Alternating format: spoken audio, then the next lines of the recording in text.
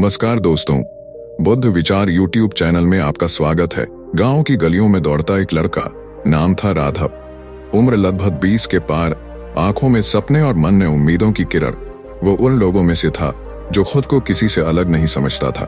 बचपन से ही उसने यही सीखा था कि सब अपने होते हैं और जो तुम्हारे साथ हंसे, रोए, खाए, खेले, वही तुम्हारे सरिये होते हैं। राघव के 4 दोस्त थे। राघव की सोच थी कि अगर वह कभी ऊपर चढ़ा तो सबको साथ लेकर चलेगा। उसका सपना था शहर जाकर कोई छोटा मोटा काम शुरू करना, फिर गांव लौटकर अपने दोस्तों को भी कुछ काम में जोड़ना। राघव मेहनती था। माँ बाप के पास जमीन नहीं थी, पर उन्होंने बेटे को पढ़ाया लिखाया ताकि वह कुछ बन सके। एक दिन गांव के एक सरकारी अधिकारी ने राघव को सुझाव दिया, शहर में एक नई स्कीम आई है, उद्यम योजना। छोटे कारोबारियों को मदद मिलती है। तुम्हारे जैसे लड़कों के लिए सुनहरा मौका है। राघव ने सुना, समझा और दिल में ठान लिया, अब वक्त आ गया है। उसने अपने 4 दोस्तों को बुलाया और कहा, मैं शहर जा रहा हूँ, वहां कुछ सीखूंगा, कुछ करूंगा और अगर काम बन गया तो तुम सबको भी बुलाऊंगा। हम सब मिलकर कुछ बड़ा करेंगे। दोस्तों ने सुना, हंसे, कुछ ने सराहा, कुछ ने संदेह किया, लेकिन एक था उनमें जो चुप रहा। उसकी आंखों में मुस्कान नहीं, एक हल्की सी असहजता थी।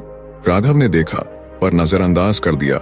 शहर पहुंचकर राघव ने जैसे ही काम शुरू किया, चुनौतियां शुरू हो गईं। कभी जगह की दिक्कत, कभी पैसों की, कभी भरोसे की, लेकिन एक चीज थी उसके पास, इरादा। उसने हार नहीं मानी। कुछ महीनों के अंदर एक छोटा सा ढाबा चालू हो गया, अपने दम पर, बिना किसी की मदद के। शुरुआत में वह खुद खाना बनाता, खुद परोसता, खुद बर्तन धोता और खुद ही रात में साफ सफाई करता। लेकिन उसका खाना स्वादिष्ट था और लोग धीरे धीरे उसकी मेहनत को पहचानने लगे। काम चल पड़ा। एक दिन राघव ने अपने उन्हीं दोस्तों को फोन किया, अब समय आ गया है जैसा वादा किया था। मैं चाहता हूं तुम लोग आओ और मिलकर इस काम को बढ़ाएं। कुछ ने बहाने बनाए, कुछ ने वादा किया जल्दी आने का, लेकिन वह एक जो तब चुप था, उसने कुछ अलग ही सोचा। उसने गांव में बैठकर लोगों से कहना शुरू कर दिया, अरे राघव, उसने तो हमें पीछे छोड़ दिया, अब कहाँ याद करता है, बड़े आदमी बन गए हैं, अब गांव की जरूरत नहीं। धीरे धीरे उस दोस्त की बातें गांव में फैलने लगी। कुछ लोगों ने राघव से कटना शुरू कर दिया। उसके माँ बाप तक परेशान हो उठे, बेटा तूने कुछ किया है क्या? लोग कह रहे हैं तू बदल दिया है। राघव हैरान था। उसे समझ नहीं आ रहा था कि ऐसा क्या हुआ, किसने उसके बारे में उल्टी सीधी बातें फैलाईं। कुछ दिनों बाद उसे पता चला कि वही सबसे करीबी दोस्त, जिसके साथ उसने नमक रोटी खाई थी, आज उसकी सफलता की चमक नहीं झेल पा रहा। राघव टूट गया। जिसके लिए मैं कामयाब होकर उसे ऊपर लाना चाहता था, वो ही मेरी कामयाबी से जल दिया। वो सीधे गांव लौटा, सबके सामने बोला, जिसने भी मेरे बारे में गलत बातें फैलाई, मैं बस एक बात पूछना चाहता हूँ, मैंने तुम्हारा क्या बिगाड़ा था? वो दोस्त चुप था, लेकिन उसकी आंखें बहुत कुछ कह रही थीं। और राघव ने पहली बार जाना, हर हंसता चेहरा वफादार नहीं होता, हर साथ चलने वाला साथी नहीं होता, और हर पुराना रिश्ता सच्चा नहीं होता। उस दिन राघव ने खुद से एक वादा किया, अब मैं अपने सरी और गैर को पहचानूंगा, अब मैं किसी की मुस्कान से धोखा नहीं खाऊंगा, और अब मैं ये भी जान चुका हूं, जो तुम्हारी खुशी में जल जाए वो तुम्हारा कभी नहीं हो सकता। वो वापस शहर लौटा। शहर लौटने के बाद राघव ने खुद को पूरी तरह अपने काम में झोंक दिया। वह अब पहले जैसा नहीं रहा था। चेहरे पर वही मुस्कान थी, पर अब उसमें एक सख्त आत्मविश्वास जुड़ गया था। किसी पर आंख बंद करके भरोसा करने वाला राघव अब हर मुस्कुराहट के पीछे की मंशा पढ़ने लगा था। उसके ढाबे का नाम अब इलाके में फैल चुका था। लोग न सिर्फ खाने के लिए बल्कि उसकी ईमानदारी और विनम्रता के लिए भी वहां आते थे। समय के साथ एक और नाम उसके जीवन में जुड़ गया, विनीत। विनीत एक छोटे ठेकेदार के लिए काम करता था। वह अक्सर राघव के ढाबे पर खाने आता और धीरे धीरे उनसे दोस्ती सी हो गई। बातचीत ने विनीत ने बताया कि उसे भी कुछ बड़ा करना है, लेकिन मार्गदर्शन की कमी है। राघव को उसकी बातें सच्ची लगीं। उसे अपने पुराने दिनों की याद आ गई, जब वह भी इसी तरह किसी रास्ते की तलाश में था। उसने विनीत को साथ रखने का मन बना लिया। विनीत अब ढाबे का एक हिस्सा संभालने लगा, ग्राहकों की देखरेख, किचन का सामान और कुछ हिसाब किताब। राघव को लगा कि अब उसे एक भरोसेमंद साथी मिल गया है। लेकिन जैसे जैसे ढाबे की लोकप्रियता बढ़ी, एक अजीब सी हलचल शुरू हो गई। राघव ने महसूस किया कि कुछ पुराने ग्राहक अब दूर दूर से बातें करते हैं। कुछ कर्मचारी अलग अलग चीजों की शिकायत करने लगे हैं। उसे पहले लगा शायद काम का दबाव होगा, लेकिन बात कुछ और थी। एक दिन देर रात राघव एक टेबल के पीछे रखे पुराने सामान को हटाने गया। वहां उसे कुछ कागज के टुकड़े मिले, कुछ बिल, कुछ नोट और एक कागज जिस पर किसी ग्राहक की शिकायत लिखी थी। विनीत कहता है कि मालिक तो सिर्फ नाम का है, असली काम तो मैं संभालता हूँ। राघव के पैरों तले जमीन खिसक गई। उसने विनीत को कभी भाई जैसा माना था, उसकी जरूरतों का ख्याल रखा था, हर फैसले में साथ रखा था, और अब वही इंसान उसकी पीठ पीछे उसका अपमान कर रहा था। वह रात बड़ी भारी थी। राघव को नींद नहीं आई, पर उसने आवेश में कोई कदम नहीं उठाया। अगली सुबह वह शांत था। ढाबा खुला, ग्राहक आए और विनीत हमेशा की तरह मुस्कुराता हुआ काम में लग गया। पर इस बार राघव की नजरें कुछ और ढूंढ रही थीं। विनीत की असली सच्चाई। वह चुपचाप सब देखता रहा, ग्राहकों से अलग अलग बातें पूछता, हिसाब किताब का रजिस्टर दोबारा जांचता और हर छोटी छोटी बात पर गौर करता। कुछ ही दिनों में उसे साफ समझ आ गया, विनीत न सिर्फ उसे नीचा दिखा रहा था, बल्कि धीरे धीरे व्यापार को खुद के नाम पर घुमाने की चाल चल रहा था। राघव ने एक दिन विनीत को सामने बिठाया। भाई, जब तू मेरे पास पहली बार आया था तो तुझे अपना समझा, सब कुछ सिखाया, सौंपी जिम्मेदारियां, और तुझे मेरे नाम की छाया में पहचान मिली। लेकिन तुझे क्या मिला बदले में? विनीत ने नजरें झुका दी। क्यों किया ये सब? राघव ने शांत स्वर में पूछा। विनीत ने धीरे से कहा, मुझे लगा अब मैं भी कुछ बन गया हूं, पर लोग सिर्फ तुम्हारा नाम लेते हैं, कोई मुझे नहीं पहचानता। राघव अब समझ गया था, कभी कभी लोग तुम्हारा सम्मान नहीं करते क्योंकि वो खुद को तुम्हारे आगे छोटा महसूस करते हैं, और जो इंसान तुम्हारी पीठ पीछे तुम्हारी बेइज्जती करे वह कभी तुम्हारा सदा नहीं हो सकता। उस दिन राघव ने विनीत को ढाबे से निकाल दिया। कोई झगड़ा नहीं, कोई बदला नहीं, बस एक मौन विदाई। फिर वह अपने स्टाफ के सामने खड़ा हुआ और सिर्फ एक बात कही, यहाँ काम करने वाला हर इंसान मेरे लिए सम्मान का हकदार है, लेकिन अगर कोई मेरा सम्मान नहीं करेगा तो वो यहाँ नहीं रहेगा, चाहे वो मेरा भाई ही क्यों न हो। उस दिन राघव ने अपने दिल से एक और रिश्ता निकाला, लेकिन उसकी जगह कोई पछतावा नहीं था, क्योंकि अब वह जान गया था कि जो इंसान तुम्हारा सम्मान नहीं करता वो तुम्हारे साथ खड़ा होकर भी तुम्हारे खिलाफ होता है। अब राघव पहले से और ज्यादा सतर्क था। अब वह किसी के शब्दों से नहीं, उसकी नजरों और इरादों से इंसान को परखता था। अब उसने ये सीख लिया था, जो तुम्हारी पीठ पीछे तुम्हें गिराए वो तुम्हें कभी ऊंचाई नहीं देखने देगा। ढाबा अब पूरे इलाके में जाना जाता था। छोटे बड़े व्यापारी, मजदूर, राहगीर सभी वहां खाना खाने आते थे। इन्हीं ग्राहकों में एक दिन एक नया चेहरा आया, रणविजय। रणविजय दिखने में गंभीर, बात करने में नर्म और हाव भाव में प्रभावशाली था। उसने पहले दिन से ही राघव में दिलचस्पी लेनी शुरू कर दी। आपने ये सब अकेले शुरू किया, आपके संघर्ष की कहानी तो प्रेरणादायक है। ऐसे वाक्य हर दूसरे दिन उसकी जुबान पर होते। राघव को भला क्या आपत्ति हो सकती थी, तारीफ कौन नहीं सुनना चाहता। धीरे धीरे रणविजय हर दिन आने लगा। वह कभी कभी ढाबे के बंद होने के बाद भी बैठा रहता और राघव से गहरी बातें करता। आपके पिताजी अब कैसे हैं? आपके गांव में और कौन कौन है? आपका बैंक खाता किस ब्रांच में है? आपके पुराने साथियों से अब संपर्क रहता है या नहीं? राघव शुरू में इन सवालों को सामान्य समझता रहा। वह खुद को खोलता गया। संघर्ष के किस्से, पारिवारिक पीड़ाएं, व्यापार के अनुभव, सब कुछ रणविजय के सामने सहज रूप से रखता चला गया। रणविजय सुनता, सिर हिलाता और प्रशंसा करता। आप जैसे लोग बहुत कम होते हैं राघव जी। लेकिन राघव को धीरे धीरे एहसास होने लगा कि रणविजय ने अब तक अपनी एक भी बात पूरी तरह नहीं बताई थी। उसने कभी नहीं बताया कि वह करता क्या है, कहां से आता है, किस परिवार से है और उसका उद्देश्य क्या है। वह सिर्फ पूछता रहता और खुद को एक रहस्य की तरह छुपाए रखता। एक दिन राघव ने यूं ही हंसते हुए कहा, भाई तू हर दिन आता है, मुझसे सब जान गया, अब तो तू भी थोड़ा बता, आखिर है कौन तू? रणविजय हंसा, फिर बात घुमा दी। क्या फर्क पड़ता है, मैं तो बस एक अच्छा दोस्त हूं। पर राघव को अब फर्क पड़ने लगा था। वह अब पहले जैसा नहीं था। अब वह हर चीज पर गौर करता था। फिर एक शाम जब रणविजय ढाबे में नहीं आया तो राघव को एक ग्राहक ने बताया, आपके दोस्त रणविजय तो आज फला होटल में किसी को बता रहे थे कि वो इस इलाके का अगला बड़ा ढाबा खोलने वाले हैं और उन्होंने आपके बहुत से रेसिपी आइडियाज और ग्राहक डेटा का इस्तेमाल किया है। राघव स्तब्ध रह गया। वह सीधे होटल गया। वहां रणविजय एक टेबल पर बैठा अपने लैपटॉप में कोई प्रेजेंटेशन तैयार कर रहा था। राघव ने बिना आवाज किए पास जाकर देखा। स्क्रीन पर लिखा था, रणविजय ढाबा, असली देसी स्वाद, और नीचे दी गई थी उन्हीं डिशेस के नाम जो राघव ने महीनों की मेहनत से बनाए थे। राघव ने कुछ नहीं कहा, चुपचाप वापस लौट आया। अगले दिन रणविजय फिर आया, मुस्कुराता हुआ जैसे कुछ हुआ ही ना हो। राघव भाई कैसी तबीयत है आज? राघव ने उसकी आंखों में आंखें डालकर कहा, अब ठीक हूं, क्योंकि अब पहचान गया हूं कि जो इंसान तुम्हारे राज जानने की इतनी जल्दी न हो लेकिन खुद को हमेशा रहस्य बनाए रखे, वो सिर्फ दोस्त नहीं होता, वो तुम्हारी जानकारी से खुद की दुनिया बनाने की सोच रहा होता है। रणविजय का चेहरा थोड़ा ढीला पड़ा, फिर हंसी में बात टालने की कोशिश की। अरे नहीं राघव भाई, आपने गलत समझा है। राघव ने हाथ उठाकर कहा, नहीं भाई, अब मैं गलतफहमी नहीं पाता। अब मैं किसी को इतना पास नहीं आने देता जो खुद को कभी खोलने को तैयार नहीं हो। मैंने अब सीख लिया है, हर बात जानने वाला जरूरी नहीं कि तुम्हारा सच्चा हो, लेकिन जो खुद को हमेशा पर्दे में रखे वो कभी अपना नहीं हो सकता। उस दिन के बाद रणविजय कभी ढाबे पर नहीं आया। कुछ दिनों में उसके ढाबे की खबरें भी बंद हो गईं। लोगों ने बताया कि उसकी योजना विफल हो गई।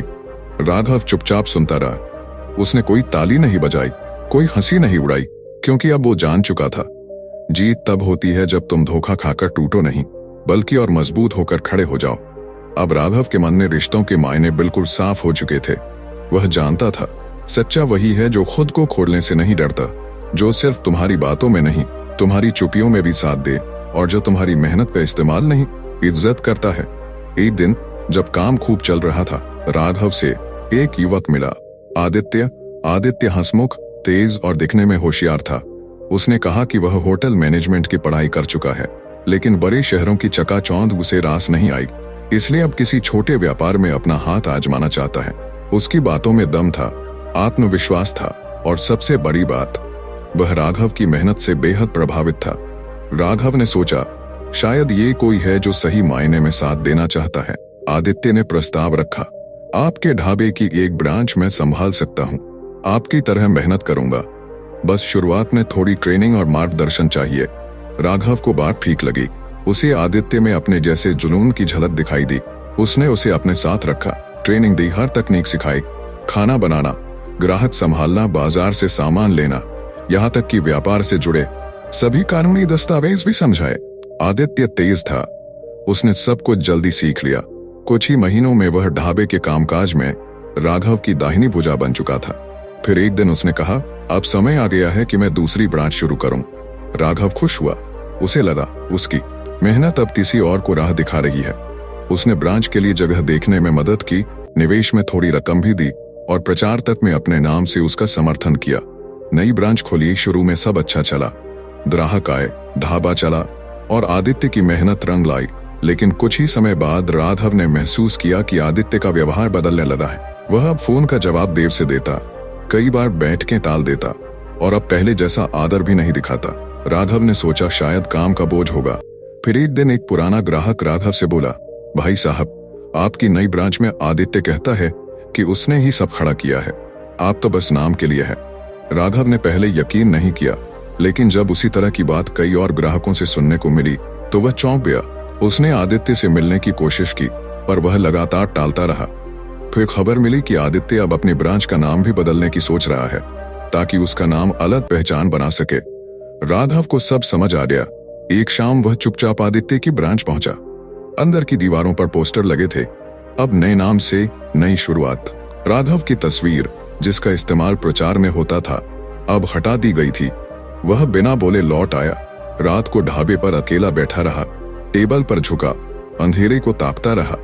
वहीं मारिक दादा आए, वर्षों से ढाबे पर आने वाले बुजुर्ग ग्राहक, जो राघव को बेटे जैसा मानते थे। दादा बोले, क्या हुआ बेटा, आज चेहरा बुझा बुझा है। राघव ने सिर उठाया, एक सूखी हंसी दी, और कहा, जिसे अपना समझा उसी ने मुझे जरूरत के समय तक ही याद रखा। अब जब उसने सब कुछ सीख लिया तो मैं उसके लिए डियर बन गया। दादा मुस्कुराए, यही दुनिया है बेटा, कुछ लोग नाव में साथ बैठते हैं, लेकिन जैसे ही किनारा आता है सबसे पहले उतर जाते हैं, बिना पलट कर देखे भी नहीं कि नाव में तो अकेला रह गया है या नहीं। राघव की आंखें नम थीं, पर दादा, क्या कोई किसी का इतना फायदा उठाकर भी उसे छोड़ सकता है? बिल्कुल बेटा, दादा बोले, जो लोग रिश्ते जरूरतों से जोड़ते हैं वो भावनाओं से नहीं। और याद रख, जो इंसान सिर्फ तब तक तेरा हो जब तक उसे तुझसे कुछ चाहिए, वो कभी तेरा सदा नहीं हो सकता। तो क्या आप किसी को मौका देना छोड़ दूं? राघव ने पूछा। नहीं बेटा, सिख देना मत छोड़, लेकिन सिखाते समय खुद को खोना मत। साथ देना मत छोड़, लेकिन साथ निभाते समय आंखें बंद मत करना। उस दिन राघव ने एक और सबक सीखा। अब वह किसी को मौका देता, सिखाता, पर अपना सब कुछ लुटा नहीं देता। अब वह भरोसा करता, लेकिन आंख बंद करके नहीं, क्योंकि अब उसे पता था सगे वही होते हैं जो साथ तब भी रहते हैं जब उन्हें कुछ चाहिए नहीं होता। अब वह न तो जल्दी किसी पर भरोसा करता था और न ही किसी की बातों में आकर अपने जीवन के दरवाजे खोलता था। लेकिन एक चीज थी, वो अब भी सच्चे रिश्तों की उम्मीद रखता था। इन्हीं दिनों एक ऐसा चेहरा उसकी जिंदगी में हमेशा से मौजूद था जिसे वह सबसे ज्यादा भरोसेमंद समझता था, विक्रम भैया। विक्रम राघव के पड़ोस के बड़े भाई जैसे थे। बचपन से लेकर जवानी तक राघव ने जब भी किसी कठिनाई का सामना किया, वह सबसे पहले विक्रम को जाकर बताता। जब वो छोटा था तो स्कूल की फीस न होने पर विक्रम ने उसकी मां को ढांढस बंधाया था। जब वो पहली बार शहर जा रहा था तो सबसे ज्यादा आशीर्वाद विक्रम ने ही दिया था। राघव उन्हें गुरु, भाई और मार्गदर्शक तीनों मानता था। विक्रम का खुद का व्यवसाय था, खेती बाड़ी से लेकर कुछ स्थानीय लेन देन। वो बहुत समझदार, सुलझे हुए और व्यवहार में सीधे सच्चे लगते थे। उन्होंने कभी राघव से पैसा नहीं मांगा, न कभी उसकी तरक्की पर जलन दिखाई। राघव को लगता था अगर कोई सच्चा है तो वही है, लेकिन वक्त ने एक दिन उसे फिर चौंका दिया। राघव के ढाबे में एक बड़ा विवाद खड़ा हुआ। एक स्थानीय नेता ने उस पर आरोप लगाया कि वह बिना लाइसेंस चल रहा है। पुलिस आई, नोटिस चस्पा हुआ और कई मीडिया वाले भी आ धमके। राघव घबरा गया, उसे समझ नहीं आया कि वह क्या करे। उसने तुरंत विक्रम भैया को फोन किया। कई बार कोई उत्तर नहीं, सोचा व्यस्त होंगे। अगले दिन खुद ही उनके घर गया। विक्रम ने दरवाजा खुलवाया, पर चेहरा गंभीर था। भैया, आपने मेरा फोन नहीं उठाया, राघव ने चिंता से पूछा। विक्रम ने धीरे से कहा, राघव, अब तेरे मामले में बोलना मुश्किल है। नेता लोग हैं, मैं उलझना नहीं चाहता। वैसे भी तू अब बड़ा आदमी है, सब खुद ही संभाल लेगा। राघव की आंखों में पानी उतर आया। भैया, जब मेरे पास कुछ नहीं था तब आपने मेरा हाथ थामा। अब जब मुश्किल में हूं तो आप कह रहे हो कि मैं खुद संभाल लूंगा। विक्रम ने कोई उत्तर नहीं दिया, बस कंधा थपथपाया और दरवाजा धीरे से बंद कर लिया। राघव कुछ देर वहीं खड़ा रहा। उसे कुछ समझ नहीं आ रहा था। क्या किसी का अच्छा होना सिर्फ तब तक होता है जब तक कोई मुसीबत ना आए? क्या अच्छे दिखने वाले लोग हमेशा सही भी होते हैं? राघव लौट आया। उस दिन उसने किसी और से मदद नहीं मांगी, खुद ही वकील से मिला, अधिकारियों से बात की और साबित किया कि उसके ढाबे के सारे दस्तावेज सही हैं। धीरे धीरे विवाद शांत हुआ, ढाबा फिर से चालू हुआ, ग्राहक लौटे, रौनक लौट आई। पर राघव का मन अब एक और चुप्पी से भर गया था। कुछ दिनों बाद विक्रम फिर उसके ढाबे पर आए, जैसे कुछ हुआ ही ना हो। कैसा है राघव? अब तो सब ठीक है, मैंने सुना। राघव मुस्कुराया। उसने उन्हें बैठाया, चाय पिलाई, फिर एकदम शांति से बोला, भैया, जब मेरा दिल टूटा था तब आप नहीं थे। जब मुझे सबसे ज्यादा किसी के खड़े होने की जरूरत थी तब आप दरवाजा बंद कर चुके थे। विक्रम थोड़ा असहज हुए। देख राघव, मैं तुझे गलत नहीं मानता, पर हर कोई हर जगह नहीं खड़ा हो सकता। राघव ने बात काटी। हाँ भैया, हर कोई हर जगह नहीं खड़ा हो सकता, और यही फर्क है अपने और पराये में। जो इंसान तुम्हारी मुश्किलों में चुप रहे, वो भले ही हंसी में तुम्हारे साथ हो, पर वो तुम्हारा सरा नहीं हो सकता। विक्रम फिर चुप हो गए। राघव ने कहा, मैं आपकी इज्जत करता हूँ, करता रहूंगा, पर अब भरोसा वही रखूंगा जो मेरे साथ तब खड़ा हो जब दुनिया मुझसे दूर हो जाए। वो दिन, वो रात राघव के जीवन की आखिरी कड़ी थी। उस भ्रम की जो उसे अपने और सगे लोगों के बारे में थी, अब वह जान चुका था। जो तुम्हारी तरक्की से जलता है, वह जो तुम्हारी पीठ पीछे अपमान करता है, जो तुम्हारा राज जानकर तुम्हारे खिलाफ प्लान बनाता है, जो तुम्हारे फायदे में साथ होता है और फिर छोड़ जाता है, और जो मुश्किल वक्त में मौन हो जाता है, वो कोई भी हो, सदा नहीं हो सकता। अब राघव अकेला था, पर टूटा नहीं था। अब उसके पास कम लोग थे, लेकिन वही थे जो सच में उसके थे। अब उसे फर्क नहीं पड़ता था कि कौन कितना पुराना है, अब वह देखता था कौन कितना सच्चा है। तो अब आप जान चुके हैं कि दुनिया में हर मुस्कुराता चेहरा दोस्त नहीं होता, हर कंधा जो गले लगता है वो सच्चा सहारा नहीं होता, और हर वो इंसान जो आपके पास तब तक है जब तक उसे कुछ चाहिए, वो कभी आपका नहीं होता। राघव की तरह हम सभी अपनी जिंदगी में ऐसे लोगों से गुजरते हैं जो जलते हैं हमारी तरक्की से, जो पीठ पीछे हमें गिराने की कोशिश करते हैं, जो हमारे राज छीन कर हमें कमजोर बनाने की सोचते हैं, और जो सिर्फ अपने मतलब तक हमें याद रखते हैं। लेकिन सबसे बड़ा धोखा वो देता है जो चुपचाप हमारे साथ खड़ा दिखता है और सबसे जरूरी वक्त पर एक शब्द भी नहीं कहता। हो सकता है आपने भी अपने जीवन में ऐसा कोई अपना देखा हो जिसे आपने सब कुछ दिया और उसने आपको अकेला छोड़ दिया। पर इस कहानी का मकसद किसी पर शक करना नहीं, बल्कि आपको ये समझाना है कि सच्चा कौन है, इसे पहचानना जरूरी है। अगर आपने कभी ऐसा कुछ झेला है तो कमेंट में अपनी कहानी जरूर लिखें। और अगर आपको ये वीडियो एक आईना लगा तो इसे किसी ऐसे इंसान के साथ जरूर शेयर करें जो आज भी अपने सगे को पहचान नहीं पाया है। मिलते हैं एक और गहराई भरी, आत्मा को छू लेने वाली कहानी में। तब तक याद रखिए, रिश्ते खून से नहीं, वक्त पर खड़े रहने से बनते हैं। और जो वक्त पर साथ न दे, वो चाहे जो भी हो, सदा नहीं होता।